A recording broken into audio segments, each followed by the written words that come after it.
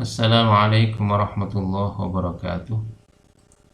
Bismillah, alhamdulillah, wa syukurillah ala nikmatillahi la khawla wa la quwata illa billah. Asyhadu an la ilaha illallah wahdahu la syarika lah. Wa asyhadu anna Muhammadan abduhu wa rasuluhu la nabiyya ba'dah. Allahumma salli wa sallim ala sayyidina Muhammadin wa ala alihi wa ashabihi ajma'in. Rabbi shrah li sadri wa yassir li amri wa hlul 'uqdatam min lisani yafqahu qawli. Allahumma anfa'na bima 'allamtana wa 'allimna ma yanfa'una wa zidna ilman. Walhamdulillahi ala kulli halin wa na'udzu billahi min hali ahli nar. Sahabat Bait Quran yang dirahmati oleh Allah Subhanahu wa taala, seperti biasa kita akan lanjutkan ngaji kita di kitab Al-Adhkar. Kesempatan kali ini kita akan baca tentang babu ma yaquluhu idza syara'a fi izalati munkarin. Bab apa yang diucapkan atau bab doa ketika seseorang itu menceburkan diri atau memasuki dalam aktivitas mengusir atau menghilangkan suatu kemungkaran. Di bab ini hanya ada satu hadis. Kita akan baca sama-sama. Rawaina fi Sahihil Bukhari wa Muslim. Kami meriwayatkan dalam sahihnya Al-Bukhari dan Muslim an Ibni Mas'udin radhiyallahu anhu. Dari Ibnu Mas'ud radhiyallahu anhu qala, berkata Ibnu Mas'ud, dakhala Nabi sallallahu alaihi wasallam, Nabi sallallahu alaihi wasallam masuk Makkah ke kota Makkah yaumal fathi, pada hari penaklukan kota Makkah, yakni pada tahun 8 Hijriah. Wa khawlal Ka'bati, pada waktu itu di sekeliling Ka'bah ada salah satu mi'atin wasittuna nusuban, ada 360 berhala. Faja'ala yad'anuha bi'utin kana fi yadihi, lalu beliau menusuknya dengan tongkat yang ada di tangan beliau, yakni menusuk berhala itu dengan tongkat yang ada di tangan beliau. Tentang aktivitas Rasul menusuk berhala dengan tongkat beliau ini ada yang menjelaskan ini untuk menghinakan berhala. Syekh Samsuddin Al-Barmawi di dalam kitab Al-Lami'us Sabigh bi Syarhil Jami'is Sahih, beliau mengatakan wa fihi idlalul asnami wa abidiha. Jadi di dalamnya ini terkandung penghinaan terhadap berhala dan para penyembahnya. Dan beliau juga menambahkan wa idharu annaha la tadurru wa la tadfa'u an nafsiha, dan juga untuk menampakkan bahwasanya berhala itu tidak bisa memberikan madarat dan juga tidak bisa melakukan pembelaan diri. Makanya penyembah berhala itu hakikatnya adalah menyembah sesuatu yang tidak bisa mendatangkan manfaat maupun madarat, juga tidak bisa melakukan pembelaan terhadap dirinya. Di lanjutan kalimat ini dikatakan wa yaqulu, kemudian Rasulullah SAW mengucapkan ja'al haqq wa zahaqal batil innal batila kana zahuqa. Ja'al haqqu wa ma yubti'ul batilu wa ma yu'id. Telah datang al-haq, ja'al haqqu wa zahaqal batilu, dan kebatilan telah lenyap.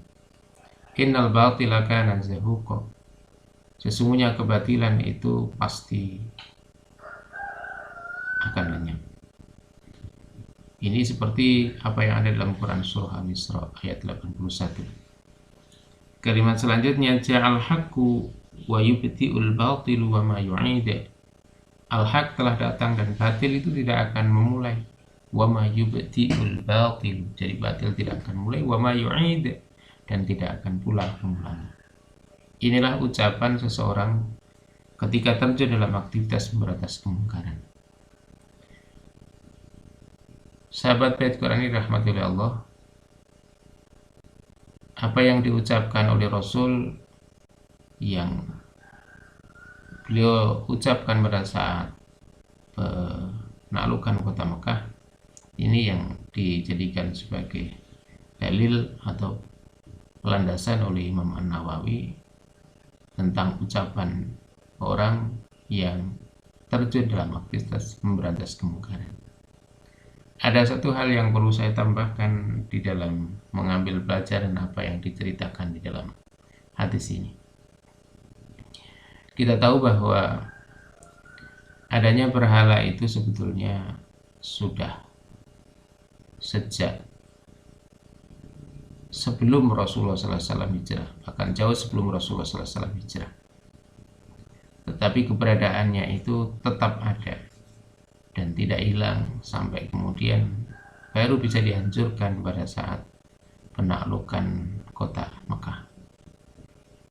Ini menggambarkan kepada kita bahwa memang kalau kita berbicara tentang menghilangkan kemungkaran, ketika kemungkaran itu ditopang oleh sebuah kekuasaan, maka harus ada kekuatan yang nanti bisa melenyapkan kemungkaran itu sekaligus penopangnya. Makanya sahabat Utsman itu pernah berkata, innallaha la yaza' bisultani ma la yaza'u bil Qur'an. Innallaha la yaza' bisultani ma la yaza'u bil Qur'an. Sesungguhnya Allah akan mencegah dengan kekuasaan apa yang tidak bisa dicegah dengan nasihat Al-Quran. Ai la yamna'u bisultani an irtikabil fawahishi wal atham, yakni akan tercegah dengan kekuasaan para pelaku kekejian dan dosa itu, ma la yamtani'u katsirun minan nasi bil Quran, apa yang tidak tercegah dari kebanyakan manusia dengan penjelasan-penjelasan dan nasihat-nasihat yang datang dari Al-Quran. Wa ma fihi minal wa'idil aqid, dan apa yang ada di dalam Al-Quran itu, baik itu berupa ancaman maupun peringatan. Wa tahdidis syadid, dan juga peringatan-peringatan yang sangat keras. Dan ini adalah fakta, wa hadha huwal waqi'. Karena itulah di dalam berantas kemungkaran memang kadang-kadang, atau ketika kemungkaran itu ditopang oleh kekuasaan, maka kekuasaan itu dibutuhkan. Dan kalau kita telusuri apa yang dibaca oleh Rasulullah SAW, yang tadi sebagaimana juga tercantum dalam Quran surah Al-Isra ayat 81, itu adalah merupakan kelanjutan dari Quran surat Al-Isra ayat 80, yang itu diturunkan oleh Allah Subhanahu wa taala. Ayat itu sebelum atau menjelang Rasulullah SAW hijrah. Rasulullah SAW pada waktu itu diberi wahyu yang isinya supaya memohon kepada Allah Subhanahu wa taala kekuasaan yang menolong. Doa yang sangat populer yang sering juga kita ucapkan, yakni Rabbi adkhilni mudkhala sidqi wa akhrijni mukhraja sidqi wa ja'alni min ladunka sultanan nasira. Di dalam doa ini Rasulullah SAW diajarkan atau diberi wahyu oleh Allah Subhanahu wa taala supaya mohon untuk bisa keluar dengan keluar yang benar dan masuk dengan masuk yang benar, yakni keluar dari Mekah menurut pendapat yang paling masyhur, kemudian masuk ke Madinah menurut pendapat yang paling masyhur juga. Kemudian di sana dikatakan waj'alni min ladunka sultanan nasira, dan jadikanlah untuk kekuasaan yang menolong.